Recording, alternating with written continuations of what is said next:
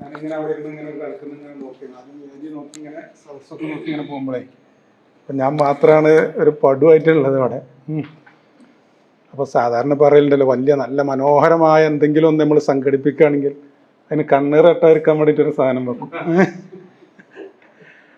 പണ്ട് വിമത ലീഗ് ഉണ്ടായപ്പോൾ CH പറഞ്ഞിരുന്നു, എല്ലാ ഗ്രാമത്തിലും ഓരോ വിമതം ഉണ്ടാകുന്നത് നല്ലതാണ്, എന്നാൽ മുസ്ലിം ലീഗ് ആകുന്ന മഹാസൗധത്തിന് കണ്ണീർ തട്ടാതിരിക്കാൻ ഉപകരിക്കും.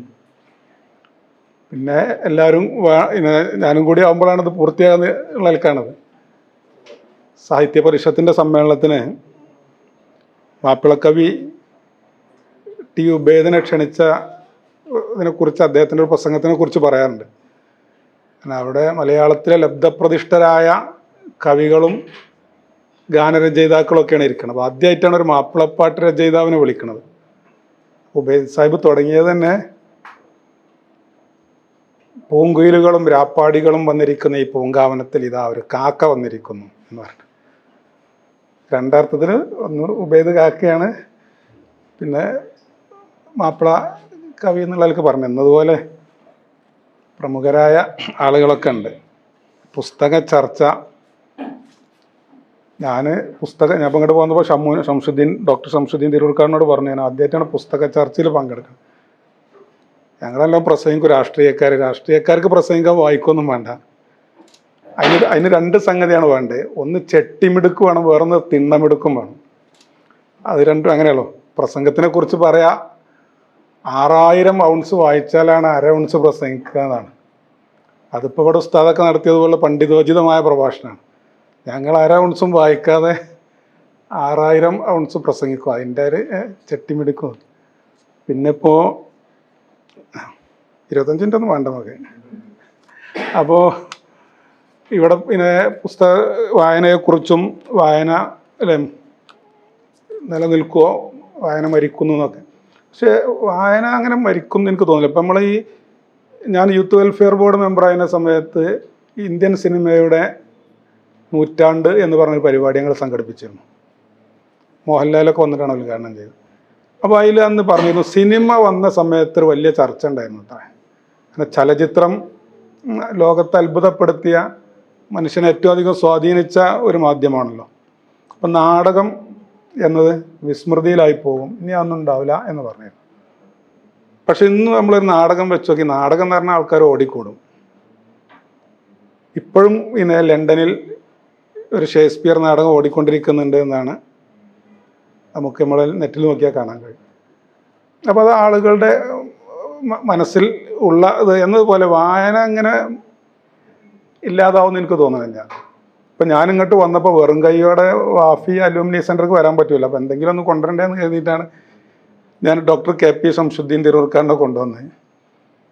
അദ്ദേഹത്തെ സംബന്ധിച്ചൊരു പുസ്തകപ്പുഴു അതിനായിട്ടാണ് വന്നതെന്ന് പറയാം. ഇപ്പോൾ വീട്ടിൽ ഒരു 15000 പുസ്തകമെങ്കിലും ഉണ്ടാവും അതിന്, അല്ലേ ഷമീർ സാഹിബേ? അത് കുറവായിരിക്കും എന്ന് എനിക്ക് തോന്നുന്നത്. പിന്നെ അംസ സാഹിബിൻ്റെ പറയണ്ടല്ലോ അല്ലോ, പുസ്തകത്തിൻ്റെ ഇടയിലാണ് അംസ സാഹിബ്. അതിനെ പുസ്തകത്തിൻ്റെ ഇടയിൽ നമുക്ക് കാണാൻ കഴിയില്ല. AI മറികടന്നപ്പോൾ സൂപ്പർ AI ആയി. AIയോട് ചോദിച്ചാൽ അധ്യക്ഷൻ പറഞ്ഞ പോലെ കാര്യങ്ങളൊക്കെ കിട്ടും. പക്ഷേ അടുത്ത് ഒരാൾ കല്യാണം കഴിക്കാൻ വേണ്ടി AIയോട് ചോദിച്ചത് ഇത് സൂപ്പർ AIയോട് ചോദിച്ചു എന്ന് പറഞ്ഞു. അദ്ദേഹത്തിൻ്റെ സങ്കല്പങ്ങളൊക്കെ പറഞ്ഞു കൊടുത്തു. അതിസുന്ദരിയായിരിക്കണം, അവൾക്ക് അന്നനട ഉണ്ടായിരിക്കണം, കണ്ണുകളിൽ കവിത വിരിയണം, ആ ചാഞ്ഞും ചരിഞ്ഞുമുള്ള നോട്ടമുണ്ടാകണം, മനോഹരമായ വദനങ്ങൾ ഉണ്ടാവണം. അതൊക്കെ പറഞ്ഞിട്ട് അത്തരത്തിലുള്ള ഒരു സുന്ദരിയുടെ ചിത്രമാണ് ഇയാൾക്ക് വേണ്ടത്. എന്നിട്ട് അത് വെച്ചിട്ട് വേണം എന്താണ് അദ്ദേഹത്തിനൊന്ന് സെർച്ച് ചെയ്യാൻ ഇറങ്ങിയിട്ട്. അങ്ങനെ AI കൊടുത്തു. പ്രിൻ്റ് വരുന്നത് ഇങ്ങനെ കാത്തിക്കാണ്, എല്ലാ മുഖങ്ങളും പറഞ്ഞു. അപ്പോൾ വന്ന് പെൻഗിൻ്റെ ചിത്രമാണ്. അപ്പോൾ പെൻഗിന് അന്നനാടുണ്ട്, കണ്ണുകളിൽ കവിതയുണ്ട്, എല്ലാം ഉണ്ട്. അതുകൊണ്ട് പിന്നെ അതൊക്കെ അല്ലേ പിന്നെ ഇമോഷൻസുകൾ അങ്ങനെ പ്രതിഫലിപ്പിക്കാൻ വേണ്ടി കഴിയില്ല. ഇപ്പോൾ ഈ ഗൂഗിൾ പേ ഒക്കെ വരുന്നതിനെക്കുറിച്ച് വലിയ ആശങ്കകൾ പറയുമ്പോൾ അങ്ങനെ എല്ലാം ഡിജിറ്റലാകുന്നതിനെക്കുറിച്ച് ഇതൊരു സെക്കൻഡ് ഇത് കട്ടായാലൊക്കെ കഴിഞ്ഞല്ലോ അല്ലേ. ഇപ്പം നമ്മൾ ടൂർ പോകുമ്പോൾ ആരും പൈസ കൊണ്ടുപോകില്ല, ഒക്കെ നമ്മളെ കയ്യിലുണ്ട്. പക്ഷെ ഒന്ന് നെറ്റ് കട്ടായാൽ ഇപ്പോൾ കാശ്മീരിൽ നിന്നൊന്നും കിട്ടില്ല. കാശ്മീരിൽ പോയവരുടെ കയ്യിൽ പൈസ ഇല്ലെങ്കിൽ ഒരു ചായ പോലും കുടിക്കാൻ എല്ലാം സംവിധാനം എന്ത് ചെയ്യുന്നു, ഇലക്ട്രിസിറ്റി പോലും റേഷനാക്കി ഇന്ന സമയം മുതൽ ഇന്ന സമയം വരെ. അങ്ങനെ ഒക്കെയുള്ള കാര്യങ്ങളുണ്ട്. അപ്പം നമ്മൾ ഗ്രഹിച്ചതും വായിച്ചതും മനസ്സിലാക്കിയതും ഒക്കെ തന്നെ നമ്മുടെ കയ്യിലുണ്ടാവുള്ളൂ. പിന്നെ ഉസ്താദ് പറഞ്ഞ വളരെ പ്രധാനപ്പെട്ട ഒരു പോയിൻ്റാണ്, നമ്മൾ കുറച്ച് വായിച്ചിട്ട് പിന്നെ ചിന്തിക്കുകയാണ് വേണ്ടതെന്നുള്ളത്. അപ്പോൾ തന്നെയുള്ള അത് നമുക്ക് എന്താ പറയുക, നമ്മളെ വായിച്ചതിന് നമ്മൾ അതിനെപ്പറ്റി ഇപ്പോൾ നാളെ ഒരു ഉസ്താദിൻ്റെ പ്രസംഗത്തിൽ നമ്മൾ കേട്ടു, ഇങ്ങനെ നമ്മൾ പ്രമാണം എന്ന് പറഞ്ഞാൽ ആധാരമാണല്ലോ. അപ്പം അദ്ദേഹം ഉദാഹരണമായിട്ട് പറഞ്ഞു, നിങ്ങൾ 50 ലക്ഷം ഉറുപ്പ്യ കൊടുത്തിട്ട് ഒരു തെങ്ങും തോട്ടം വാങ്ങി, രജിസ്റ്റർ ഓഫീസിൽ നിന്ന് രജിസ്റ്റർ ചെയ്ത ആധാരം കിട്ടുക, കൃത്യമായിട്ട് വായിക്കണം, വായിച്ചൊക്കെ മനസ്സിലാക്കണം. എന്നിട്ട് മനസ്സിലാക്കിയതായിട്ട് ഇങ്ങനെ ഇരുന്നാലോ നമുക്കത് അനുഭവിച്ചെടുക്കാൻ കഴിയില്ലോ. ആ സ്വത്ത് അനുഭവിക്കണമെങ്കിൽ എന്ത് ചെയ്യണം, അവിടെ നമ്മൾ അത് കാട് കെട്ടാതെ നോക്കി അതിൽ കൃഷി ചെയ്ത് അതിൽ നിന്ന് മൂല്യവർദ്ധിത ഉൽപ്പന്നങ്ങൾ ഉണ്ടാക്കി അങ്ങനെ പോകണം. അപ്പോൾ വായനയും ചിന്തയും മനനവും ഒക്കെ അങ്ങനെ എന്താ പറയുക, അത് നിലനിൽക്കും എന്ന് തന്നെയാണ് എനിക്ക് തോന്നുന്നത്. അതുകൊണ്ട് തന്നെ വേ ബുക്സിന് ഈ നമ്മുടെ ഈ സാംസ്കാരിക രംഗത്ത് സാഹിത്യ രംഗത്ത് അതിൻ്റേതായ ഒരു സ്ഥാനം ഉണ്ടാവും. ഇപ്പോൾ ഷമീർ രാമപുരം എത്ര പുസ്തകമാണ് എഴുതിയെന്നറിയാം. ഷമീറിൻ്റെ പുസ്തകങ്ങൾ ഫിറോസ് പുത്തനങ്ങാടി, ഫിറോസിൻ്റെ കുറേ പുസ്തകം ഞാൻ വായിച്ചിട്ടുണ്ട്.